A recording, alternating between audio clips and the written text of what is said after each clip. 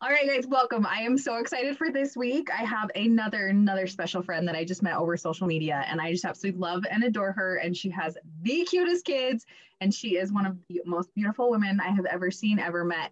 And I just love doing this because I get to know more about people, and I love people. You guys know that I'm a weirdo. I love people, and it's just been so good to learn and to hear all these different stories because we're all so different, and that's the beauty of this is just learning about different people. So I'm going to introduce you to this is Angela, and I met her over social media. So I'm going to go ahead and let her take the floor.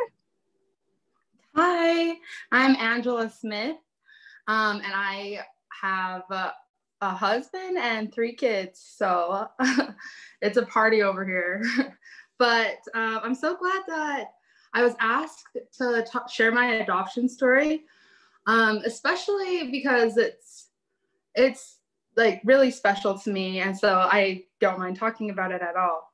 But I was adopted when I was just a little baby, so I was only like a few months old when I got adopted, and I was born in Hawaii. So excuse me. So it's been like it was kind of like, I don't know, it was growing up in Utah and telling people that I'm from Hawaii was always pretty cool because everybody would always be like, oh, where are you from? Because obviously like Utah and my skin, I'm like super different. But yeah, so I'm half Hawaiian and I'm half African American. So yeah, so what I know, I never met my birth parents. So, and yeah, I know like you went on a journey to find your birth parents, and that's just been like so amazing and like inspiration to me because I would totally like to do that, but I haven't been like, oh, I need to do that. But like as my kids get older and like as I see different qualities come out of them, I'm like, okay, I really want to know, like, oh, what did my dad look like? What did my mom look like? Because it was a closed adoption. So it's just been interesting. And my husband even is like, oh, you should go find like your birth parents. Like we should start looking for them and stuff like that. And the part that like the reason that I want to look for them the most is because I know I have a half brother out there. And so I think that would be really cool to see like if I have any other siblings and like to just see kind of like what's going on with that.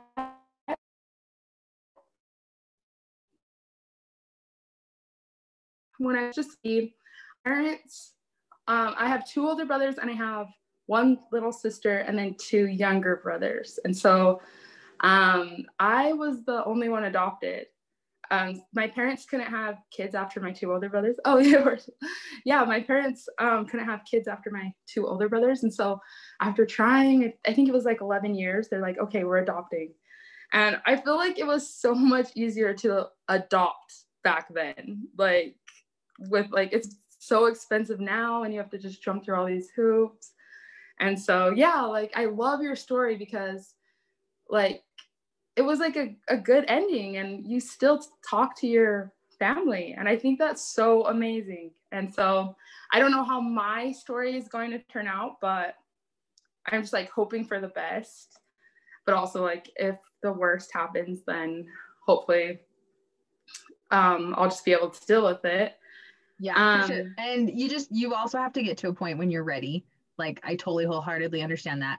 I didn't start looking till I was 30. So you've got to do what's best for you. So I love it. Take your time. Yeah. It's a big thing. It's a big thing. Yeah. Well, it's like, I don't even know where to start. And so I love that you just took initiative and like just dove in and did it because I want to do it, but it's like, I don't want to do it. So, and I'm sure you know exactly how I feel because and you being adopted too, the only one in your family, I'm sure like you got a lot of questions of like, oh, why do you look different and stuff like that. My husband, he thought that like when we first met, he thought that like he had met my mom, but he thought my dad was Black. So it's like people don't really like no. And that's okay. Like, it's totally fine, but it's just like funny to explain because I'm the only like Black one and dark one in my family. So it's just funny. And growing up, like in kindergarten and everything, like I knew I was different, and I didn't have like a hard life, but and at the time I didn't think it was hard, but now looking back, I think of different experiences and I'm like, oh, like other people didn't have to deal with that, especially like being different in like this community. It's like other people didn't have to worry about like people staring at them and people, but it's like for me it was totally normal. But I think it's just like kind of affected the way that I live now. And I'm obviously like an advocate for adoption, and I love, like, I'm so glad I was adopted. Like, I wouldn't have it any other way. And so, yeah, it's just been like everybody has different experiences. And I think like for parents that want to adopt, especially like a mixed race child, I think they just have to be like really conscious about like introducing their culture to them and like trying to, and I feel like my mom was really good about that. Like we had books and we celebrate like Kwanzaa because my African American side does that. And so I really like love that my mom did that because now I know a little bit about my culture and a little bit about like who I am. So, and yeah, I think it's good. And also like for parents that are, or for people that come across parents that have adopted, they need to be really careful about like what they say, like things like, oh, is that child yours? Or just like kind of like have a filter because some of it can be like offensive, and they're not trying to be. People are just curious, but it's just, we're like a learning curve, like we're all learning. So No, and I love that because that's one thing that I have learned in interviewing foster mamas who it's turned into adoption. The ladies that I have interviewed, they're like, they're my child no matter what. And so yeah, even, and there's one, I mean, both of the ladies who I've interviewed, they are both white and they have babies of color. And so it's the same thing, but that's the thing. They're like, we knew right when that child was our child. And then, obviously you have the waiting period and the battle to get that to be your child. But I'm with you. That's one thing I was always like, I'm theirs. Yeah, I'm a different color, but I promise. Yeah. And it's like, it's just something that people have to like, I don't know, because some people like, they're not trying to be rude, obviously, but like when it happens, I'm sure it doesn't make the mom feel very good and the child feel very good. So it's just, and like the other foster moms that you interviewed, like obviously they love that child just as much as a child that they birthed. So it's just like growing a family. There's just so many different ways that you're able to connect and grow your family. And so that's why I love adoption. And hopefully like every child deserves a family and a good family. And so that's what, like in your case, like that's what happened. And so it's like, I feel like what you're doing is like spreading awareness by talking about it and sharing different experiences. So I think that's really amazing because, I think that's really amazing because adoption has blessed my life. And it's made me who I am today. So, and I feel like obviously, I do feel like I have maybe like self-esteem issues, things like that, because I've just been like stared at, things like that. And I feel like sometimes I have self-esteem issues and I try to like hide it. But other than that, I think that I'm a strong person because of adoption, and I love like sharing it. So I think it's amazing. No, I think that's great. And I think that's wonderful. As far as like, I'm trying to think, have you ever felt like your parents have ever loved you any differently than their other children because you're the only one that's adopted? No, I actually think that I was kind of like more spoiled when I was little and younger. That's kind of bad to say because like obviously they like loved me, but it's like people would always be like, oh, can I hold her? And can I, like, because I was different. And I guess I was a cute baby. I'm just kidding. But like, and my parents, I don't know, like maybe they felt like, oh,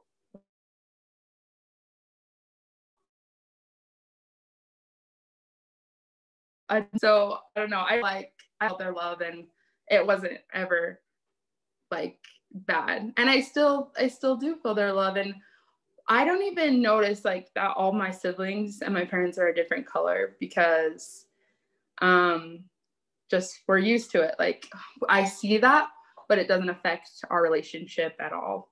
And so I think my mom has felt like inadequate, feelings of inadequacy, like of bringing like a child that's a different race, a different color, like just from a different like culture even, and bringing that into like Utah and their home. And obviously like with any parent, like even birthing a child, like there's going to be feelings of inadequacy. But adoption is like, you're like, oh, can I do this? Like, will the child bond with me? What will other people like think about the situation? Not that their opinion even matters, but their opinion's still there. And so it's still just like a lot of different things to navigate. And so that's why I think my mom just was like, oh, is this the right decision? And it's not something that just like comes easy necessarily, but it's a good thing. Oh my gosh. No, you're good. You're good. Sorry. No, you're totally fine. What would you say is like one of the biggest blessings from being an adoptive person? I would say just, I think like where I am now, like finding myself, and finding a loving family. Not that my other family or my birth family would have not been loving, but I wouldn't have met my husband. I wouldn't have my kids. And I love my life right now. Like I love my parents. I love my siblings. So the biggest blessing is like just finding myself, I feel like. And so I would like to know what your biggest blessing, like what do you feel is yours? I'm with you. That like I would not be where I am today if it wasn't for adoption. And I was actually sorry if you can hear kids in the background. My Okay. biggest thing with actually who I interviewed, another person, I agree with him 100%. The act of giving a child up for adoption, like when you make that decision to give a child up for adoption, it's one of the most selfless acts you can do.